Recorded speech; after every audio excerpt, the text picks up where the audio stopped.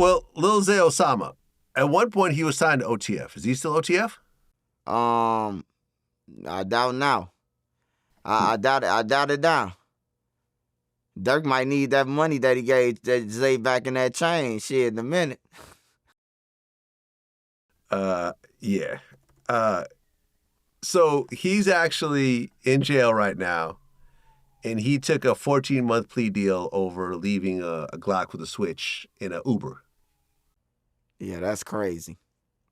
Yeah. And I guess, isn't he still facing charges for stealing an $80,000 necklace? He's facing that charge. And that's a robbery, actually. They saying that he upped the gun. They saying that he upped the gun and said, get back to the person. That's a robbery.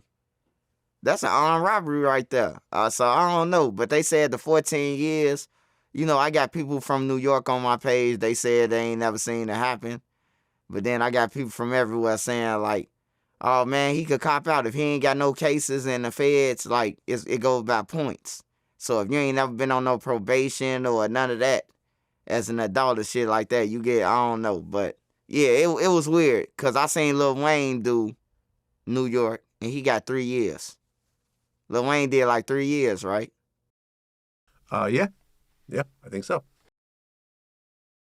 Yeah, what's interesting also is that like the Disney girl Sky Jackson.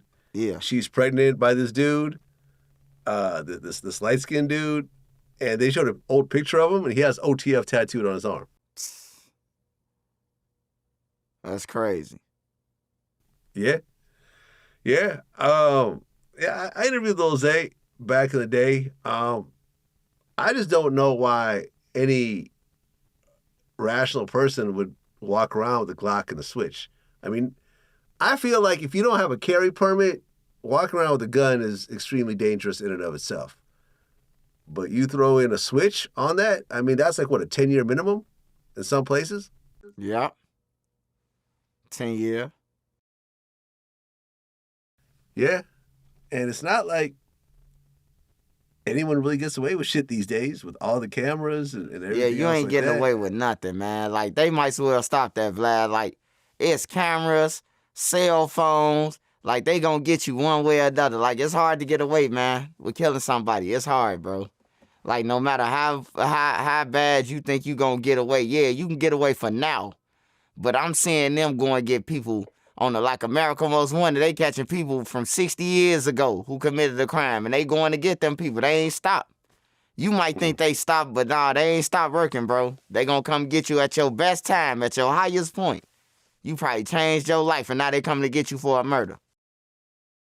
I mean, yeah, Keffy D, 25 years later. Yeah, he dumb, Vlad. I ain't gonna lie, man. That's the dumbest shit you could do, man. He was like doing jumping jacks. He was the last person who was alive, right? That was in a car, right, besides Suge. Well, Suge wasn't in a different car, but yeah, in the car that actually killed Tupac, he's the last living person. That's why I did the interview.